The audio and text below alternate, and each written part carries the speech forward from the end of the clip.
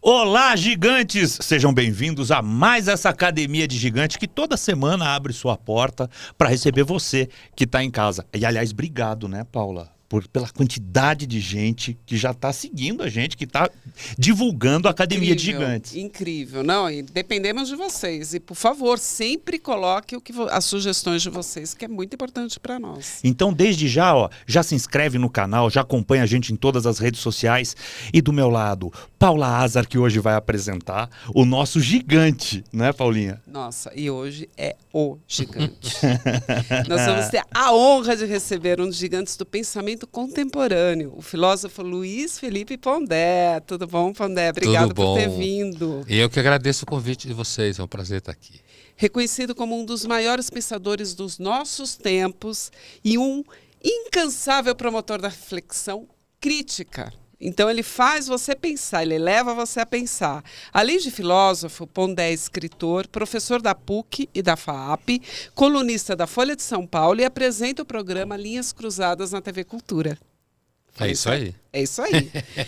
Pondé, eu queria logo começar falando dos seus livros. Você falou que tem mais ou menos 18, 20 livros que você fez, né? É só você, porque tem alguns que são coletâneos. Com colegas. E livros com colegas. Os títulos das suas últimas obras são bem instigantes. Você fala do horror, que é o fragmento filosóficos do horror, da perfeição e imperfeição na natureza humana, e o espanto e o desencanto da filosofia no mundo contemporâneo, que é o livro Meditações entre o Espanto e o Desencanto. Sim. Estamos regredindo como seres humanos? Você conseguiu pegar de fato os últimos 3 livros. Né? Fez uma pesquisa certinha, tá direitinho, é isso aí. Olha, se a gente está regredindo, eu não acho que dá para dizer que a gente está regredindo, porque a gente não tem régua para fazer essa afirmação. Né? A gente não tem régua. O que eu acho que dá para dizer com razoável certeza é que progredindo a gente não está. Certo? Quer dizer, é claro que a gente avança em algumas coisas, principalmente na área de técnica, medicina, mas, por exemplo, se a gente considera a democracia liberal, né? O melhor regime entre os piores, mais ou menos assim, né? A melhor opção que a gente conhece, porque limita o poder e tal, que é o que eu acho de importante na democracia liberal, o poder limitando o próprio poder, ela pode acabar a qualquer hora. Aliás, como às vezes a gente tem a impressão que vai, né? Então, se eu considerar, como muita gente considera, a democracia liberal ocidental um avanço na organização do poder, né, político, não garante nada que daqui 50 anos ela exista. Ou daqui 100 anos ela exista. Às vezes a gente vivendo hoje em dia, olha e tem a impressão que a coisa vai bater na curva. Então não dá para dizer que está regredindo. Agora, se a gente comparar, por exemplo, o silêncio que existia alguns anos atrás com o barulho que tem hoje, dá a impressão que regrediu. Pelo menos em termos de barulho. Né? Hoje a gente tem muito mais barulho. E levando em conta que a espécie evoluiu num ambiente silencioso, né? Nós somos uma espécie que a gente evoluiu no silêncio. Né? Era muito pouca gente, muito poucas relações. Era outra comunicação, né? Mas você não hoje você recebe fluxo de informação o tempo todo. Sim. Né? A gente evoluiu na pré-história em pequenos grupos, né? O que a gente podia falar? Coisas de sobrevivência, provavelmente a gente fazia bullying um com o outro, fazia piada, né? Mas não isso hoje a gente, nos últimos 10, 20 anos, o acúmulo de conteúdo que circula é gigantesco. Então, às vezes dá a impressão, por exemplo, os alunos de graduação, a gente tem a impressão que regrediu. Que loucura. Comparando a 10 anos atrás, regrediu, menos informação, apesar de ter muita coisa circulando, mais disperso, né? É claro que não é todo mundo, nunca é todo mundo. Mas digamos que a relação entre alunos mais presentes e menos presentes aumentou os menos presentes. Estão na sala, mas só de corpo presente, né? Estão longe. E também vulneráveis psicologicamente, esse é um tema que circula, todo mundo sabe, quer dizer, medicado, com diagnóstico, alunos que vêm e falam, não, eu tenho tal diagnóstico, então não posso fazer tal avaliação. Então, nesse sentido, você tem a impressão que há um processo regressivo de infantilização. Mas você acha que isso é um problema dos tempos modernos, Pondé? Olha, Os Tempos Modernos, que aliás era uma revista do Sartre, né? Agora quando você falou o nome me lembrou da revista. Então assim, o Tempos Modernos, um problema da modernidade com certeza é o fato que ela tem uma natureza de rupturas, né? Eu não quero usar a expressão disruptivo porque soa muito corporativo. O mundo corporativo tem que evitar esses vocabulários às vezes, para não parecer que a gente está fazendo marketing de alguma coisa. Mas assim, a estrutura da modernidade é estabelecer rupturas. E ela é uma grande ruptura. Uma ruptura no tecido social europeu, uma urbanização violenta e acelerada, que começa a acontecer a partir do final do 18 ao longo do 19, revolução industrial, aceleração na produção de bens, digamos assim, de roupa. As pessoas tinham, sei lá, 2 roupas. Essa ideia de você fazer compras. Consumo, né? Absurdo. É isso mesmo, o processo que chegou no consumo. Você teve a modernidade na Europa, produziu várias guerras, né? Um grau de violência muito grande. Produziu ciência, né? Ela foi aumentando a longevidade. Hoje, um desenvolvimento da modernidade, claro, é a queda da natalidade. Cada vez menos filho, menos filho, menos filho. Para algumas classes, né, Pondé? No Brasil, é da classe média para cima. Só que a taxa de fertilidade da mulher brasileira hoje, a média é 1,6 filhos por mulher. Baixou muito. Baixou? Ela está despencando, não é só no Brasil. 4 anos consecutivos, segundo o IBGE. Ela cai. Então, ela cai. E não há nenhum sinal de que ela vai subir, porque quanto mais a sociedade moderniza, quanto mais as mulheres têm carreira, quanto mais as pessoas não querem vínculos sólidos, como diria Bauman, e o filho é um vínculo sólido, apesar de que a gente está liquidificando muitos deles, mas assim, o resultado é que as pessoas não vão voltar a ter filhos. Isso está na estrutura, entendeu? Então, quando se me pergunta se isso é o mal dos tempos modernos, em algum grau a modernidade gerou uma desorientação da narrativa, do modo de viver. O que passou não serve para nada. A humanidade evoluiu da pré-história a maior parte da história num ambiente quase parado, sem muitas modificações. A concepção de futuro não era como a nossa hoje, que é uma coisa que você faz, né? Olha para o futuro, projeta, planeja. O futuro era a repetição do que existia no mesmo tempo. Então o futuro, na Europa pelo menos, era da vida após a morte, fim do mundo, essas coisas. Na Idade Média, os europeus achavam que eles eram a decadência do mundo, o mundo ia acabar a qualquer hora e eles eram o resto que sobrou. Então, há males modernos ligados à aceleração, à falta de modos que produzem sentido na vida, uma oferta desgastante de opções que você às vezes não sabe mais identificar qual é a que importa mais. Então há males modernos, com certeza. E esse dos jovens, ao qual eu me referia, que você perguntou, pelo menos, olha, eu diria que já desde antes da pandemia a situação estava ficando assim. Não foi a pandemia, não. Muita gente quer pôr a culpa toda na pandemia, não foi não. Antes já estava assim. Muitos diagnóstico psicológico, muita medicação, muita vulnerabilidade. E acho que isso tem a ver com os tempos modernos e pós-modernos que a gente vive. Agora, só puxando uma fala de Machado de Assis, que ele fala: não tive filhos, não transmiti a nenhuma criatura o legado da nossa miséria. Brás Cubas. Brás Cubas. Agora, você acha que as mulheres, quando elas optam por não ter filhos, elas pensam assim? Não quero transmitir o legado da miséria do mundo? Ou eu quero sobressair na minha carreira e simplesmente não vou ter filho para não me complicar? Não, eu não acho que... É mais altruísta ou egoísta? Eu acho que não é a Brás Cubas é um personagem nihilista, cínico, né? E isso vai ficando claro ao longo do romance. E quando ele fala isso no final, que isso é exatamente o final do romance, ele um pouco antes ele fala: pelo menos não cometi um pecado, não tive filhos. Isso. Né? Então, eu não acho que é isso que as mulheres pensam. E não só as mulheres, os homens também não querem ter filhos. Né? É que a gente sempre associa as mulheres, que as mulheres engravidam, o peso é maior para elas, da maternidade e tudo mais. A maternidade tira elas do campo de trabalho. Então, mesmo. Isso aí. E as mulheres, eu acho que elas optam por não ter filhos porque elas pensam que o filho tira muita liberdade delas, tira do mercado de trabalho, tira da possibilidade de fazer um projeto, porque uma coisa é ter um emprego, outra coisa é ter carreira. Né? Total. Desmancha a ideia da carreira. E então elas fazem essa opção porque elas querem mais liberdade, mais autonomia.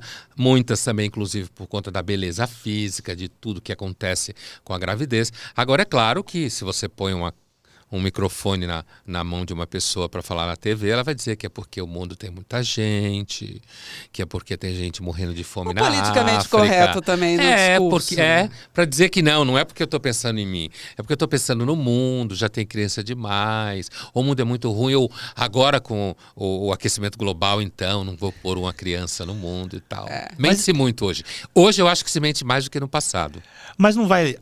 Aí a raça humana não vai chegando num beco sem saída? Porque se de 2 está fazendo 1, né, vai começar a faltar gente. Demograficamente, isso já é muito claro. Não que a gente está acabando, mas assim, ainda tem muito gás para queimar. Mas o que eu quero dizer, demograficamente, essa projeção é muito clara. Assim como o fato de que países que conseguem repor a população países marcados por muita vulnerabilidade econômica. Ou países com mecanismos de religiosidade muito estrita, muito dura, em que o papel da mulher é muito marcado ao redor da ideia de maternidade, né? Ou então países muito pobres. Normalmente você tem muito filho quando você não tem muita coisa para fazer. Inclusive faz muito sexo, porque não tem muita coisa para fazer. Então, assim, a carreira pode acabar com sexo também, não só com filhos. Então, agora, se isso não pode pôr em risco a humanidade, veja bem, eu suspeito, coloquei isso num dos livros que eu escrevi chamado Era do Niilismo, que foi escrito no começo da pandemia, eu suspeito que a espécie é meio psicótica estruturalmente. Eu acho que a gente é meio louco. A espécie. Né? E a modernidade é o grande surto que ela teve até hoje, porque como a gente atingiu a autonomia técnica com a modernidade é a autonomia técnica, a gente ficou mais poderoso. Durante muitos milênios e milênios e milênios, o meio ambiente era uma verdadeira camisa de força. Né? A gente não tinha muito como se mexer. Quando a gente foi atingido a autonomia, então a gente conseguiu surtar no nível que a gente nunca conseguiu surtar. Nesse sentido, acho que ninguém nem pensa que aquilo que ela vai fazer ou ele vai fazer pode levar a espécie a um problema de reposição populacional daqui 100 anos. Nem pensa. Muito longe. Está pensando na carreira, nas férias. Sabe? Nem chega lá. Agora, Pondé, nós estamos vivendo numa era cíclica, né? A guerra assumindo novos contornos, com a velocidade da comunicação, a violência fazendo a gente quase ser fratricidas, né? Estamos entrando numa era da felicidade para a era da catástrofe? Olha,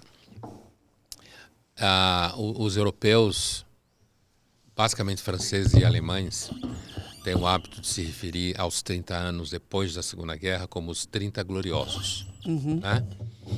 No sentido que foi o ano da reconstrução da Europa, em que os Estados Unidos jogou dinheiro a perder de vista lá, para barrar o avanço soviético, para acalmar as manifestações políticas, porque quando acabou a Segunda Guerra, grande parte da população europeia, francesa, inglesa também, alemã também, era simpática à União Soviética, principalmente os intelectuais e jornalistas.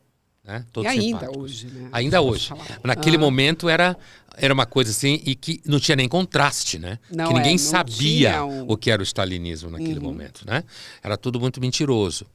Então, assim, a era da felicidade, me parece que dá para a gente confundir mais ou menos com as bordas dos 30 gloriosos. Apesar de que a era da felicidade nesse sentido seria um pouco maior.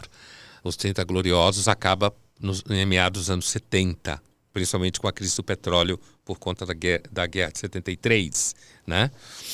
Quando os árabes botaram garrote no petróleo por conta da derrota diante de Israel. Mas assim,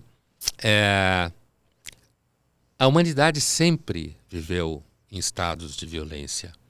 É que nos últimos anos, Inclusive, se você pega um livro do filósofo Francis Fukuyama, grande filósofo americano, que ele escreve O Fim da História em 89, né? Finalzinho dos anos 80, que seria o fim da história no sentido de que não havia mais disputa, o regime seria democracia liberal e sociedade de mercado. E que agora era o processo de microtensões, mais ampliação desse processo. Essa imagem desapareceu, né? E principalmente, e não é à toa que o livro foi escrito nesse ambiente, quando o Muro de Berlim caiu, quando a União Soviética quebrou. Foi nesse ambiente que o livro foi escrito. Então, naquele momento, havia uma euforia, né? Na virada do 80 para o 90, até o final do século XX, uma euforia de que o mundo ia finalmente decolar e se livrar de uma série de atavismos, entre eles as guerras, né? E você tinha ainda guerras coloniais aqui e ali, né? Guerra colonial porque é a guerra por procuração, né? Rússia e Estados Unidos brigando, mas isso acabou quando a Rússia quebrou, a União Soviética quebrou. E tinha toda aquela expectativa. Eu lembro de livros do final dos anos 90, eu usando livros em sala de aula com os alunos, em que se falava da sociedade em rede, né? Não Manuel Castells, porque ele nunca viajou nessa maionese, mas assim, gente que achava que com a internet o mundo ia ficar melhor ainda. Nossa, que utopia, né? As pessoas iam se comunicar, era o jovem de Madagascar ia falar com o jovem de Nova York, o jovem de São Paulo, iam se entender, iam ter experiências semelhantes. Aquela ilusão que muita gente que não vive no mundo do conhecimento tem acerca do conhecimento. O conhecimento deixa você melhor coisa nenhuma. Não necessariamente pior, mas melhor não seguramente deixa, né? É uma experiência válida, mas não dá para fazer implicação moral entre ter maior repertório e ser moralmente melhor. Não dá para fazer. Isso dá para dizer que não dá. A história mostra isso. E aí a gente tem a impressão que agora a coisa foi pro brejo, né? Mas na realidade o mundo voltou a ser o que ele sempre foi. A história voltou. E aí a gente tem a impressão que acabou o ciclo. E voltou no sentido que a gente tem guerra, tem instabilidade, tem o Oriente Médio. Agora estão tentando esfriar, né? Mas o Hezbollah não está esfriando. Então o Hezbollah é o Irã, como todo mundo sabe. Então a própria situação na Europa com a Ucrânia, né? O medo da China com os Estados Unidos. A Europa com um paura agora, né? Com a história. Guerra, né? Nos anos 90 teve guerra também na Europa. Exatamente. E no cíclico também na imigração, né? Porque as pessoas estão mudando, né? Muito rápido de país. Ondas migratórias gigantescas. Enormes. Né? Os europeus estão morrendo de medo dos imigrantes do norte da África, do Oriente Médio, né? Então, assim, mas se você vai para o século IX, VIII, na Europa, eram invasões monstruosas e explicitamente violentas, o que não é o caso agora. Explicitamente violentas, né? A mais famosa dos normandos, dos vikings. Normandos são os franceses que chamam eles assim. Você acha que a humanidade sempre pende para um lado e para o outro? Ela não consegue achar esse caminho do meio, vamos dizer assim? Acho que ela não vai achar nunca o caminho do meio. O caminho do meio, que é muito comum dos budistas falarem, né? Não entendo de budismo, mas eu sei que eles falam essas coisas. Eu acho muito difícil o caminho do meio porque os extremos são infinitos, né? Então, você não consegue achar onde está o caminho do meio, né? Mas que eu acho que em alguns momentos, como depois da Segunda Guerra Mundial, até mais ou menos 2001, 2002, né? Eu acho que a China cresceu, começou a fazer parte dos negócios, pensava-se que então ela iria evoluir para uma democracia, né? Havia muito essa expectativa. Então, mas provou também que não quer o comunismo, né? Porque ela quer vender as coisas. Claro, ela viu, a China aprendeu com a União Soviética. Sim. Que sem consumo ela morre, a sociedade morre. Né? Então ela começou a se preocupar como fazer isso e oferecer isso à população. E aí capitalismo, né? Ainda que seja sem democracia. Então eu acho que a segunda metade do 20, grosso modo, e talvez os primeiros anos do século XXI, houve uma expectativa de que a gente teria achado um caminho do meio, uma felicidade razoável, sabe? E até hoje tem gente que acha que o assunto mais sério do mundo é discutir banheiro, por exemplo. Agora, vamos falar de democracia. Eu vou abrir uma aspas aqui. A maior desgraça, e você vai saber do que eu estou falando na hora, porque eu sei que é uma pessoa que você curte muito. A maior desgraça da democracia é que ela traz à tona a força numérica de idiotas que são a maioria da humanidade. É a frase de Nelson Rodrigues. Como você acha que ele definiria hoje, olhando para o Brasil e para o mundo, a democracia? O Nelson? É. Eu acho que ele diria o seguinte: eu avisei. O Nelson costumava dizer que o profeta é apenas aquele que enxerga o óbvio, né? E ele foi bem profeta nesse sentido. Muito, né? profeta. Porque o Nelson... Bom, se o Nelson vivesse hoje, ele não tinha emprego. Estava processado, né? Estava aí, como em vários momentos. Como vários estão hoje, né? Tem dificuldade de achar emprego, né? Porque hoje a gente vive... Eu acho que hoje existe, inclusive, uma situação que é a seguinte: ou você se alia com aquele universo maior, falando de mídia e academia, que são os dois universos que eu conheço, ou você se alia à maioria hegemônica à esquerda desses universos, ou então você pode se aliar a nichos à direita. No caso da mídia, a universidade praticamente não tem nichos à direita, que ou você jura, como se diz, que você tem pureza ideológica para estar com eles, como você tem que jurar também para a esquerda, ou você fica com dificuldade mesmo de empregabilidade, de espaço. É um problema que eu acho que tem no Brasil, que nos Estados Unidos tem menos, porque os Estados Unidos tem um mercado gigantesco. É outra cultura. A gente é pobre até nisso. Sim. Entendeu? Aqui, por exemplo, se alguém te processar e você perder o processo e você tiver que arrumar, sei lá, 1 milhão para pagar. Imagina um jornalista tendo que pagar R$1 milhão para alguém como um processo. Tem a menor possibilidade. Quer dizer, você quebra a perna da pessoa, quebra a vida da pessoa, destrói ela completamente. A chance dela arrumar outro emprego vai ser muito difícil, certo?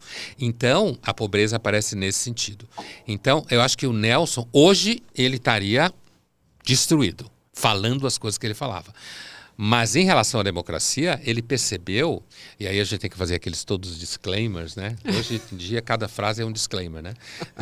Eu acho que a democracia é o melhor regime, acho que ela é importante, liberal, tá? Eu sou super a favor, né? Tem que fazer todos os disclaimers hoje, porque a Inquisição anda solta. O chicote do medo. Né? Torquemada teria inveja Sim. de como a Inquisição hoje política, não religiosa, está solta. Mas assim... eu tenho a impressão que o Nelson percebeu que a democracia, sendo um regime numérico e sendo a maior parte das pessoas, como ele dizia, idiotas, mas ele descreve o que era um idiota, né? Imagina alguém falando isso hoje no jornal.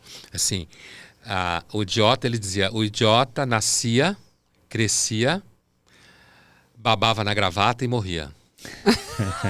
Sensacional, né? Como faz falta uma pessoa falando isso? Faz, apesar que ele não ia poder falar isso.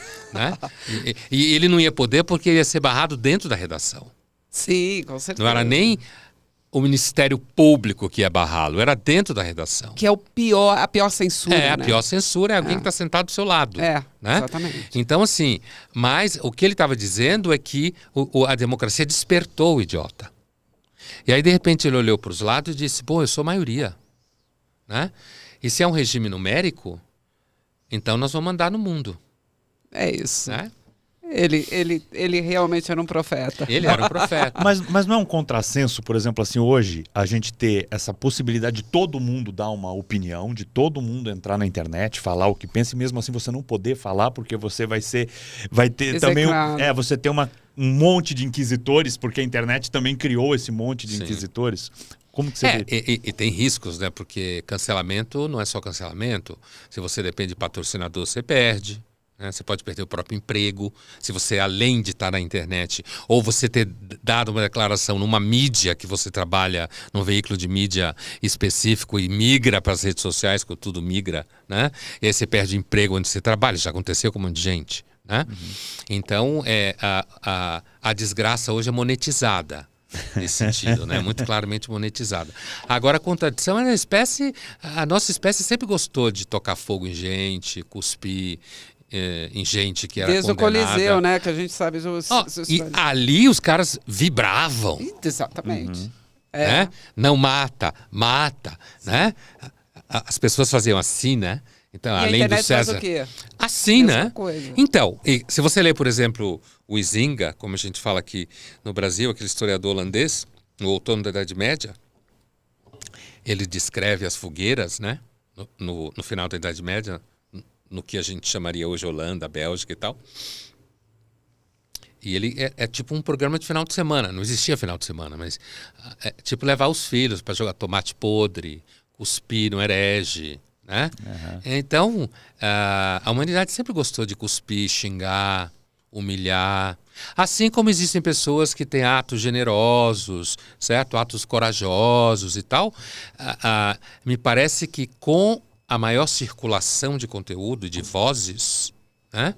Você aumentou a acessibilidade a todo tipo de qualidade de informação. Você aumentou a acessibilidade a boa qualidade de informação, que antes não tinha, porque era, de repente, só aquele livro, ou só o jornal e a TV, ou o rádio, né? Agora você tem como chegar a, digamos assim, nichos de boa qualidade de informação, mas ao mesmo tempo aumentou as mentiras, porque quanto mais a gente fala, mais a gente mente, né? Quando a gente está fofocando, não sei o quê. Aumentou a maledicência, né? Aumentou essa coisa de você pôr para fora ressentimento, inveja, né? Essa cobrança de que você fala A, você tem que estar falando A1, A2, A3, A4. Você não pode falar A e depois falar assim, B.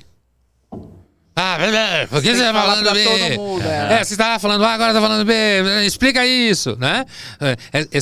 Outro dia tinha alguém cobrando que o Chico Buarque explicasse coisas que ele fez ao longo da vida, não sei o que e tal. Por que todo mundo tem que explicar tudo que faz a vida? É uma Isso loucura. é coisa de inquisidor. A internet tem muito disso, né? De buscar coisas, opiniões que a pessoa deu há 10 anos atrás. E levantar como se fosse hoje, né? E coloca E novamente. cobrar, né? você falou isso há 23 anos atrás, então olha, ia cobrar você por isso que você fez, né? É por isso que eu nunca vou às redes sociais. Ô Pondé, mas as pessoas também hoje, elas estão deixando de torcer para o super-herói para torcer pro Coringa, né? Abertamente. O filme do Coringa já É foi... isso, né? Já seduziu muita gente, né? Que loucura. É um puta filme, na verdade. Nossa, uma a crítica interpretação de enorme. Joaquim Phoenix, É. né? Principalmente quando ele dança em cima do carro, aquela cena é monstruosa, como cinema, né? Sensacional. Mas assim, não, sem dúvida, assim, é que aparentemente a pessoa que é boa e representa certas virtudes, hoje as virtudes estão em baixa. No mínimo porque todo mundo questiona todo tipo de virtude. O herói, na realidade, é colonizador. É branco, hétero, cis. O herói clássico, eu quero dizer. Não, ele passou a ser o vilão, né? O herói, Então, que loucura Então, isso. é o vilão. E o vilão passa a ser aquele que é legal, descolado, né? Aquele que é hype, né? Quando, na realidade, se você pegar, por exemplo... você pega um grupo como o Hamas ou qualquer outro grupo terrorista violento, você tem um monte de gente que claramente, se caísse na mão do Hamas, o Hamas comia com farinha, certo? Que acha o Hamas hype. Então, mas dá uma loucura isso? Mas a espécie é louca. Mas e aí? Não tem retorno, né? Porque viramos uma população de psicóticos, É que assim, sociopatas, nós somos funcionais. Sabe aquele quadro funcional? Assim, quando eu digo a espécie tem um problema grave de estrutura psíquica, o que eu quero dizer é que a gente é contraditório, a gente pensa uma coisa, faz outra. Eu, inclusive, suspeito que, sabe aquela ideia junguiana de que o homem moderno, racional, civilizado, entre aspas, como ele coloca, é um homem que, de repente, se afastou muito da sua experiência primitiva, como se falava antes, quer dizer, o homem ancestral, né? Que tinha toda uma gama de recursos espirituais, mágicos, míticos. E nos últimos 3 dias, se muito, que é o que a modernidade significa em termos históricos e pré-históricos, as últimas 3 horas, melhor dizendo, na comparação, e então que muitas das nossas neuroses, nesse sentido, advém da dificuldade de acomodar uma temporalidade moderna que a gente não está acostumado até hoje. Nós somos pré-histórico. É uma espécie pré-histórica, que era silêncio, se movimentava, andava muito, né? Que não tinha praticamente nenhuma fonte de informação, que o mundo era povoado por todo tipo de espíritos, toda família espírito, tanto faz A, B ou C, e de repente nós estamos num mundo em que tudo é meio que, sabe aquele conceito do Max Weber, é desmagificado, como ele fala? Desencantado, mas a gente aprende desencantado, mas é desmagificado, quer dizer, a ciência acabou com o encantamento do mundo. Na realidade foram os profetas hebreus que acabaram. Ele mesmo reconhece. Quando os profetas hebreus começaram a falar, Deus não quer sacrifício, Deus quer que você cuide das viúvas e dos órfãos. Significa, Deus não quer que você fique fazendo sacrifício pedindo coisa em troca. Deus quer que você faça o que é certo. Então lá começou. Mas a modernidade científica radicalizou a desmagificação. E aí a gente fica batendo cabeça. A gente mais se modernizou do que evoluiu? Por aí? Sim. Não acho que a evolução, né, exatamente. No sentido, evolução não no sentido darwinista, né? Evolução no sentido hegeliano, que é o que normalmente as pessoas pensam, apesar de não vincular o Hegel, que é no sentido de avanço, né? Que é claramente a ideia de evolução no sentido burguês. Que o burguês é alguém que é otimista, né? Imagina um empresário que não é otimista. Vai se lascar, né? Tem que acreditar, investir, achar que vai dar certo. Tem os coaches, né? Então, você tem os profissionais para ajudar ele a fazer isso. Então, nesse sentido de evolução, é muito difícil dizer que a gente evoluiu na modernidade. Inclusive porque, mesmo as coisas boas que existem hoje, como eu dizia no começo, pode acabar. É que a gente é muito afobado na modernidade. Primeiro, a gente acha que nós somos a cereja do bolo. Né? Que a humanidade nunca foi tão gloriosa, né? Que nunca se teve experiências importantes na história de vida que não fosse na modernidade, né? E depois o que acontece é que a gente toma o que é histórico, está à nossa frente, como alguma coisa que vai sempre existir ou sempre avançar. Não! Se a pandemia de Covid tivesse durado 10 anos... provavelmente o mundo tal como a gente conhecia tinha acabado. Graças à ciência não durou.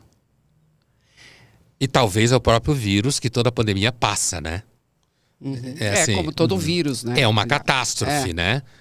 Todo epidemiologista sabe disso e durante a pandemia também sabia, só não podia falar, né? Olha, toda epidemia passa, mata um monte de gente e vai embora. Que é uma desgraça isso.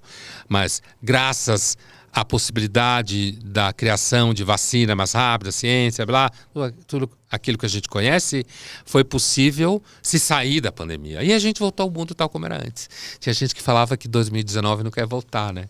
Não, e fica assim, né? 2024 não vai voltar, 2025 não vai voltar. Tá aí. Que os marcianos... Aliás, você acredita realmente na vida fora da Terra? Pronto. Olha, eu sempre quis fazer essa pergunta para você, Pondé, porque você é tão... eu já conheci pessoas por conta do ensino e de pesquisa que os alunos faziam para minha aula sobre novas espiritualidades, principalmente alunos de graduação, que traziam pessoas para eles entrevistarem, alunos de comunicação, né? Que se diziam ETs. Né? Então, os alunos entrevistavam eles, não eu. Então, era o trabalho que eles tinham que fazer. Então... gente que dizia que via de Orion, planetas reptilianos.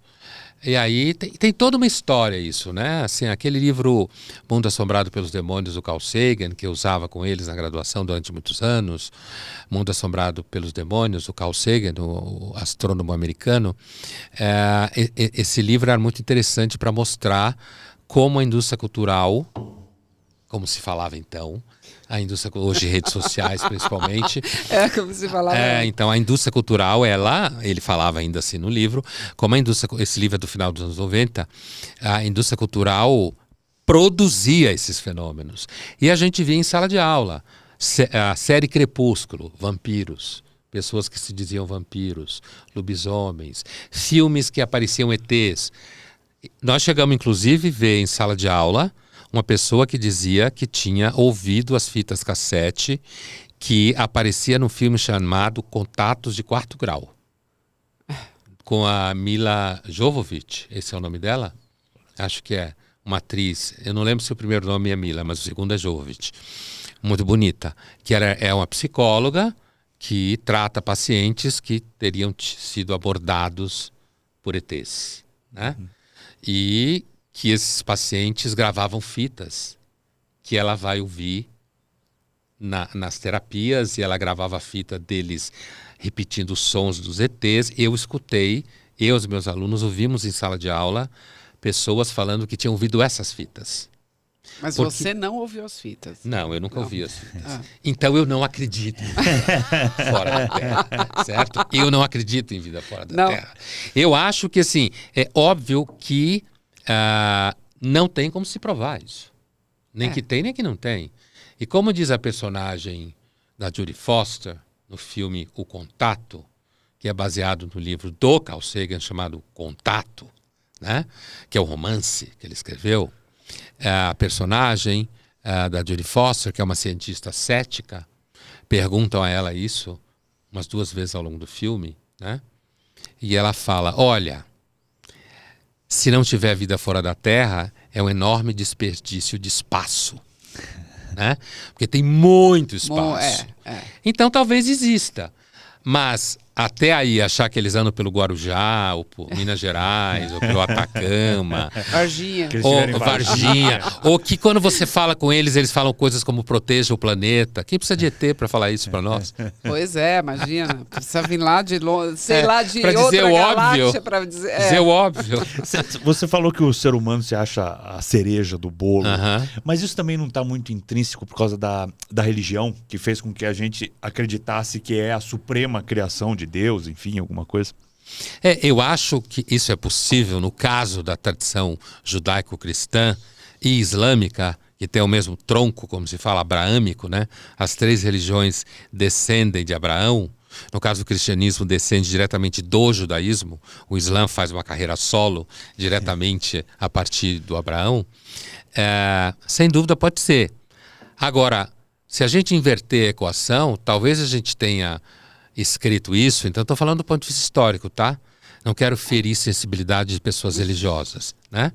Que inclusive eu, como me defino como ateu não praticante, então eu não prego ateísmo para ninguém. Mas tá? um estudioso, Santo Agostinho. Sim, conheço, dei aula de filosofia da religião anos e anos. Né? Por isso que, de vez em quando, eu escrevo uma coluna na Folha sobre religião e tem gente falando, o Pondé falando isso. Mas é muito legal. Porque, então, eu conheço um pouco de religião, né? Principalmente das religiões do tronco abraâmico. Mas, assim, pode ser que a gente tenha escrito essa história, supondo que a gente escreveu, justamente porque a gente se acha a cereja do bolo. Entendeu? Então, a gente criou um Deus, tem vários outros deuses que a gente teria criado, porque essa é uma religião. O cristianismo, por exemplo, é uma religião. Só que como a religião do Ocidente cresceu muito, ficou muito famosa, né? Mas, assim, a gente criou esses deuses ou esse Deus e a gente passou a achar que eles estavam preocupados com nós, né? É uma coisa que os deuses gregos, por exemplo, não estavam tão preocupados com nós. Eles eram meio bravos, né? Os deuses gregos. Então, tanto a religião cristã, no caso, pode reforçar, e eu acho que reforça, a ideia de que a gente é a cereja do bolo, porque acha que Deus virou gente, veio nos salvar e não sei o quê. Então, reforça mesmo a própria narrativa do Gênesis. Deus criou tudo, depois criou o homem, depois criou a mulher e disse, cuida desses negócios e dá os nomes. Então, reforça essa expectativa. Mas, ao mesmo tempo, quem criou pode ter criado porque já se achava a cereja do bolo. E as religiões hoje abriram várias vertentes, né, Pondé? E algumas condiz com que algumas sociedades pensam. Então, elas criam uma outra religião, uma outra história. Como é que você vê isso? Eu acho que é um processo, do ponto de vista da história das religiões, é o processo natural das religiões. Elas se segmentam, elas passam pelo que o Darwin chamava de especiação, que é quando de uma espécie sai outra, né? E aí vai ficando tão diferente, tão diferente, tão diferente que é outra espécie. Não é mais parente, sabe? Então, eu acho que as religiões passam por especiação, sem querer dizer que passam por evolução natural, Nada disso, mas só a ideia de especiação. Quer dizer, você tem religião que brota de outra, né? Tá ali naquele universo geográfico. As religiões são cultura, formas de cultura que acomodam a expectativa do sobrenatural dos seres humanos, que é pré-histórica, né? Sem dúvida nenhuma. Né? Então as religiões são sistemas culturais que acomodam expectativas sobrenaturais, de salvação, de significado, de vida após a morte, toda essa gama de coisas. Né? E nesse sentido, como elas são cultura, elas se dividem, subdividem, se afastam, se diferenciam, produzem por si só sistemas que acabam sendo parecidos com aquele. O cristianismo é um caso. Né? O cristianismo era uma heresia judaica no período do Segundo Templo, de um grupo de judeus que seguiram um cara que se dizia Messias. Na verdade, ele nunca diz que é o Messias em momento nenhum, mas ele nunca diz isso, né? Ele pergunta, o que dizem que eu sou? Né? Aí o apóstolo fala, não, o Messias, Eli, não sei o que e tal, né? Elias e tal. Mas assim, um grupo de judeus aceitam Cristo como Messias, começam a segui-lo, e a sorte do cristianismo é que entre eles tem gente como Paulo, que não era apóstolo, nunca conheceu Jesus face a face, só depois de ressuscitado, segundo a história do caminho de Damasco. E que Paulo, que era um sujeito que falava línguas, né? Falava línguas no sentido concreto, grego, latim. Não no sentido religioso. Mas, na realidade, existe uma historinha, que é uma história que circula dentro da igreja, né? Que é uma piada, mas não tem graça, mas ela é muito sugestiva. Que é assim, que Jesus morreu, chegou no céu, e Deus vira para ele e fala, mas filho, é uma merda mesmo, né? Eu mandei você abrir uma filial nova, né? Cristianismo, no caso. Você me contrata analfabeto, prostituta, que não é a Madalena, que nunca foi prostituta, isso é uma invenção posterior. No Evangelho, ela não é a mulher adulta, nem a prostituta, nada disso. Mas assim, e aí você me contrata analfabeto, coletor de imposto, pescador. Agora você volte lá, me contrate alguém que fala grego e latim, certo? Para esse negócio dar certo. Aí ele volta e derruba o Paulo do cavalo no caminho de Damasco. Né? Quer dizer, porque imagina como esses caras iam pregar em outras línguas. Aliás, é daí que vem a crença pentecostal. Jesus, no Ato dos Apóstolos, supostamente nos 40 dias depois de ressurreição e tal, que fica por aqui. Antes de ir embora, ele tinha que resolver um problema. Ele manda os caras pregar, mas os caras só falavam hebraico popular, o tal do aramaico. Né? E aí ele fala, o que eu vou fazer com isso? Né? Como eu vou me entender, né? E aí, como esses caras aqui que mal falam hebraico direito, falam aramaico, vão pregar na Grécia, né? Vão pregar em Roma, na Armênia, em tudo quanto é lugar. Se eles mal falam a língua deles, são analfabetos. Isso aí é a história de que Jesus teria deixado o Espírito Santo com esses apóstolos, línguas de fogo na cabeça, e esses apóstolos teriam começado a falar em línguas. Mas eles teriam começado a falar em línguas latim, grego, certo? E aí é um truque de roteiro, digamos assim, um truque de roteiro para justificar o fato de que analfabetos que falavam uma língua só, num país atrasado, no fim do mundo do Império Romano, certo? Que era importante porque era passagem. De repente os caras estão pregando em tudo quanto é cidade avançada do Império Romano e tal e tal. Foi um truque de roteiro que pegou, né? Agora, isso aconteceu na festa de Pentecostes. Quando você passa para a cena contemporânea, as igrejas pentecostais, elas trabalham com essa ideia do que se chama glossolalia, que é o Espírito Santo vem e as pessoas começam a rezar em línguas. Mas não é alemão e francês. Língua dos anjos, que se diz. É. Agora, é bem diferente, né?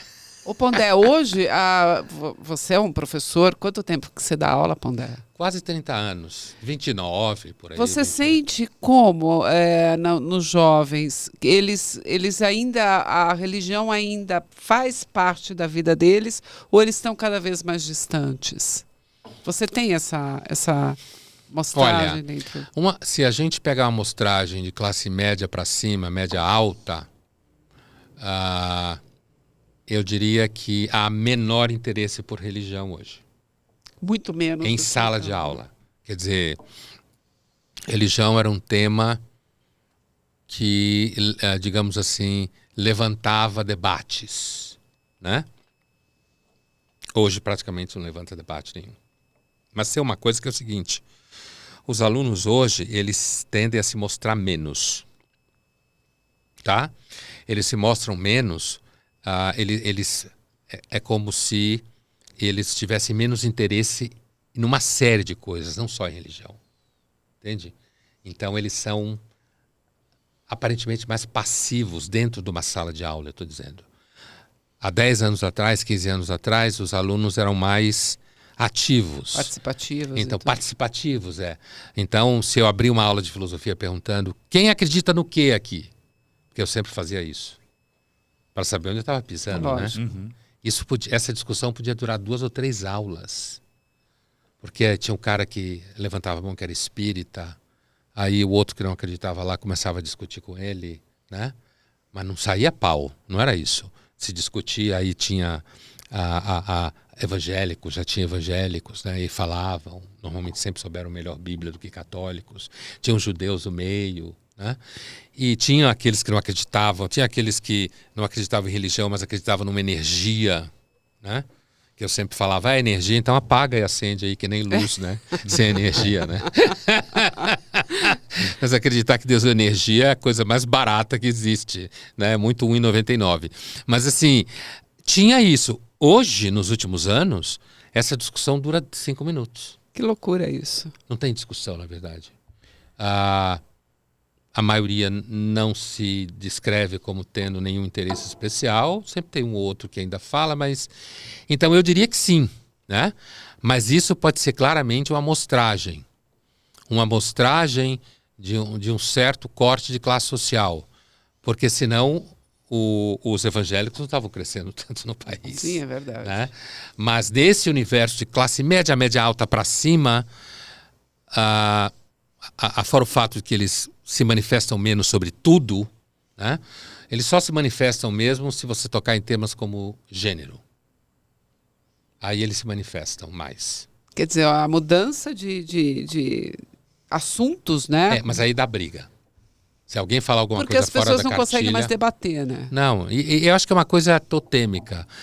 Hoje a espécie, como é pré-histórica, então ela tem uma tendência meio totêmica. Você gruda numa coisa e aquilo para você, né? Então eu acho que hoje essa discussão aí ela ficou meio totêmica, esse tema de identidades. Então isso às vezes aparece. Mas você pode ter alunos que se ofendem com palavras que você fala. Isso nunca me aconteceu em sala de aula, mas eu tenho colegas que já aconteceu. Comigo nunca aconteceu. Não porque eu sou esperto, porque eu simplesmente, há muito tempo, desde que eu fui para a imprensa e para a mídia, eu comecei a dar aula de clássicos. Porque eu entro na sala, os alunos já sabem quem eu sou. Então, eu fujo e vou discutir lá para o Meteu Acorrentado, entendeu? Uhum. Eu saio do contemporâneo.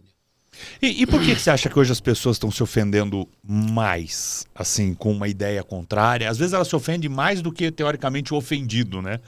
Tem gente que compra uma briga que, às vezes, do nada, se ofendeu mais do que a pessoa que teria que se sentir ofendida. Por que as pessoas estão passando por isso, Pondé? A gente vê isso, eu não leio comentário sobre nada do que eu escrevo, do que eu gravo, nada, nunca, né? Quem me segue sabe muito bem disso.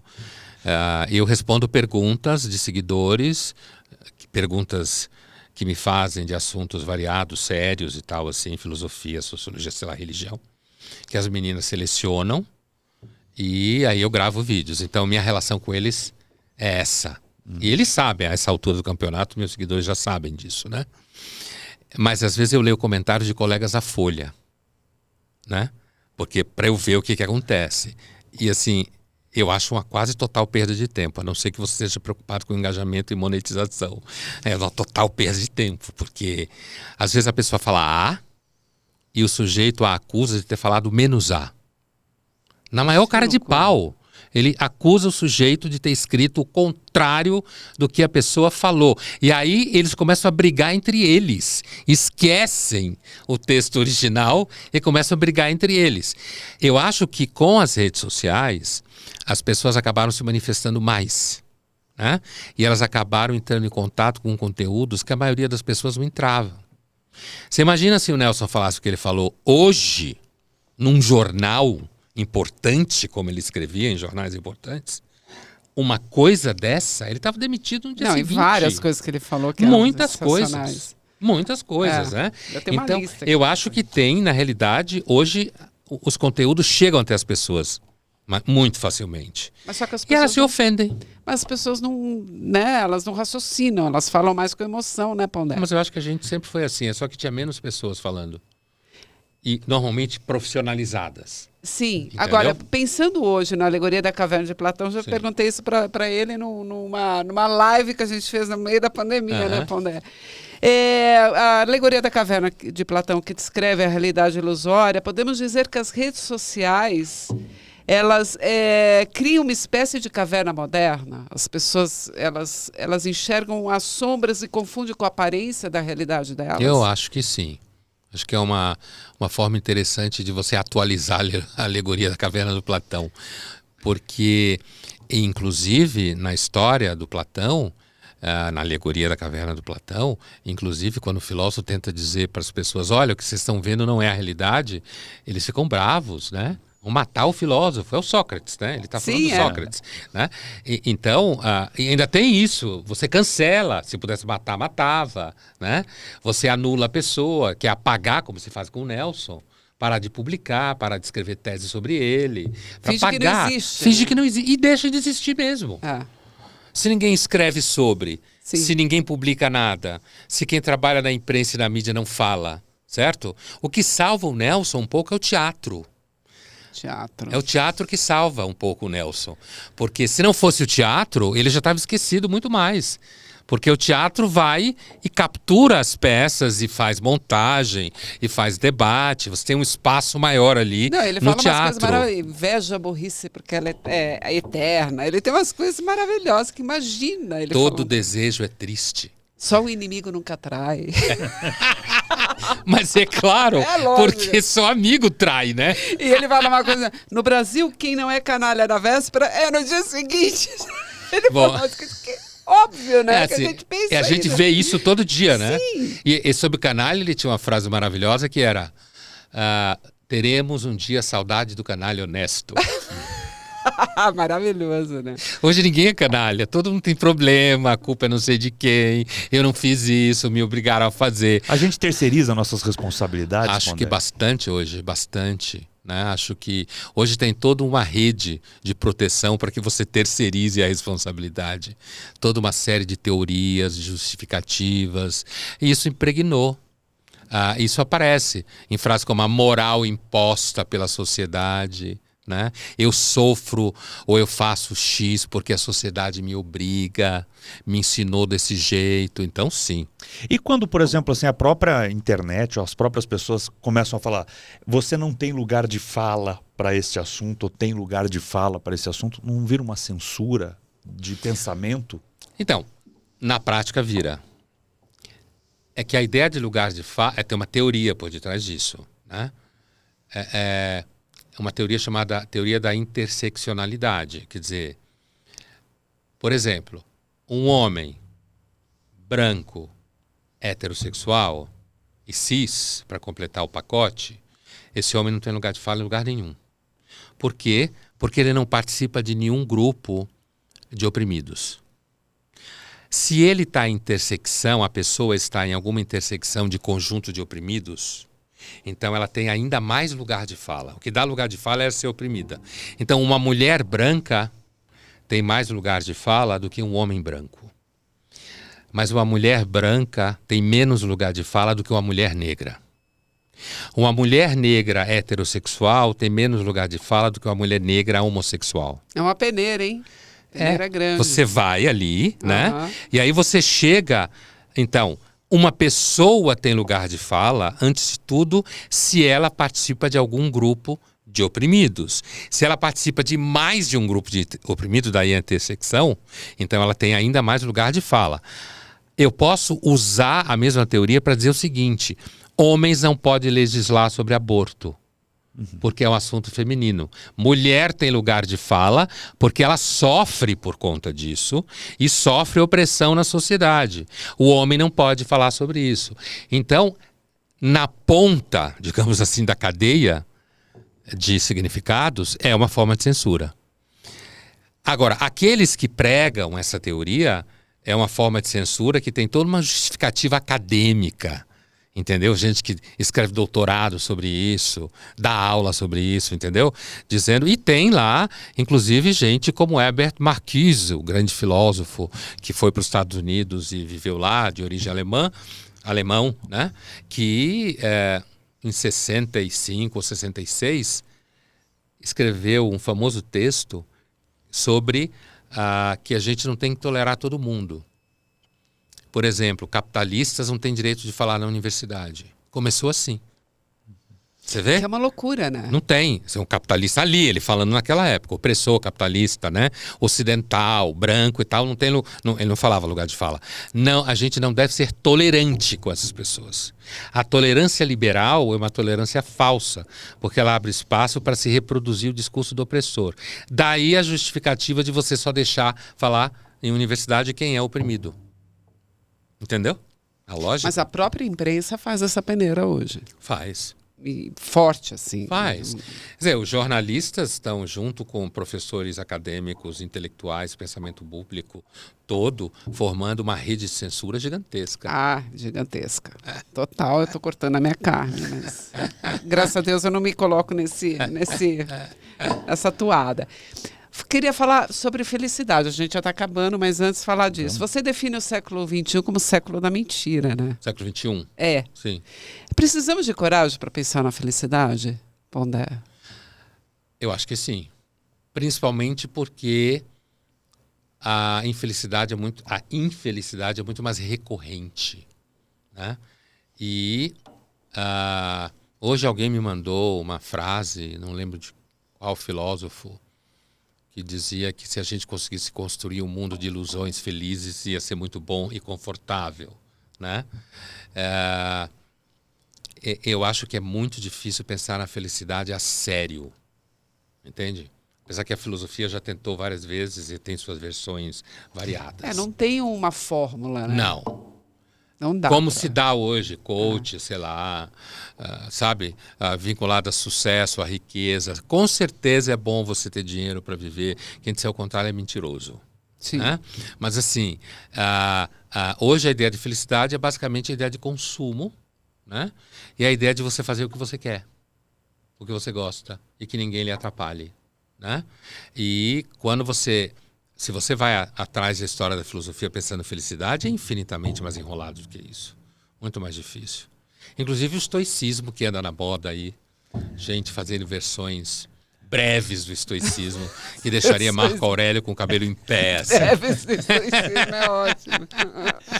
Você acha que falta para o ser humano entender a insignificância da nossa raça, vamos dizer assim? Porque você disse, por exemplo, que o Covid, se tivesse durado 10 anos, provavelmente a nossa sociedade não seria mais da forma como ela é hoje.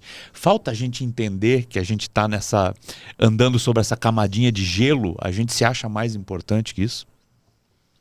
Acho que falta, e eu acho que, de certa forma, talvez isso seja um resultado do processo de evolução no sentido darwinista, que não é evolução como avanço, mas sim adaptação ao meio e reprodução, né? Eu digo isso pelo seguinte, porque talvez se a gente ficasse o tempo inteiro tendo consciência disso, fosse insuportável viver. Entende? Tem uma passagem de um livro chamado Conversas com Kafka, que são as conversas que ele tinha com um filho de um colega dele de trabalho, em Praga. Esse menino chamava-se Gustav Janusz. E hoje os especialistas falam que de fato aquilo aconteceu, Kafka falou aquilo e tal. Então o livro não é fake news, não é considerado fake news. E tem uma passagem de um dia em que esse rapaz vira para ele e fala que ele estava muito sério, né? Estava parecendo meio triste.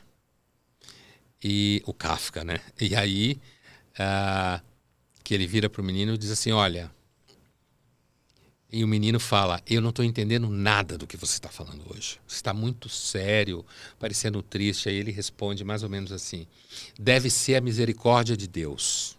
O Kafka falando isso, você já dá 2 passos para trás. Meu Deus. Deve ser a misericórdia de Deus. Porque em sendo você tão jovem, se você entender isso que eu estou falando, ia arruinar a sua vida.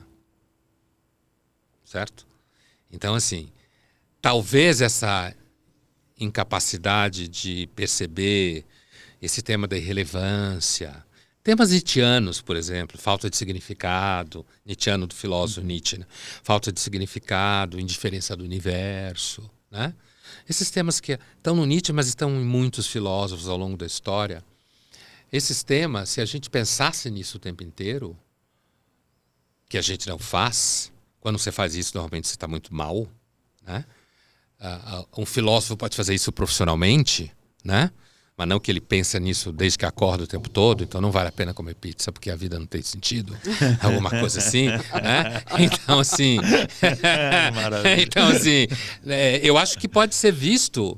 Eu gosto muito da teoria darwinista, acho ela muito elegante no modo que ela funciona. Eu acho que pode ser um resultado de seleção natural mesmo. Pode ser que aqueles que ficaram pensando muito nisso não reproduziram. Não, sabe?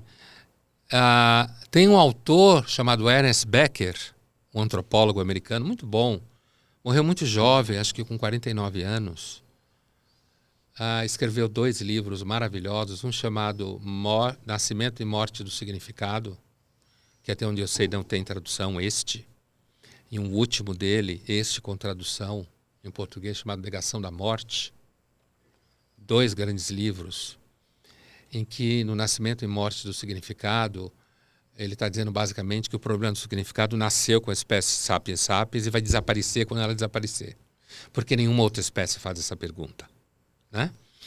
E então ele diz que ele imagina um momento mítico em que o nosso ancestral tomou consciência da morte. Isso no Negação da Morte. E ele imagina que alguns, de repente, levaram um susto quando tomaram consciência disso, mas continuaram a fazer o que estavam fazendo. Esses reproduziram. Outros ficaram tão paralisados com a consciência que morreram ali. Foram devorados, não conseguiram mais comer, não conseguiram ter mais vontade de fazer nada. A gente descende do primeiro. Por isso que o Matuto é mais feliz que a gente. Ignorance is bliss. Não é? Pondé, já estamos acabando. O que você faria diferente na sua jornada?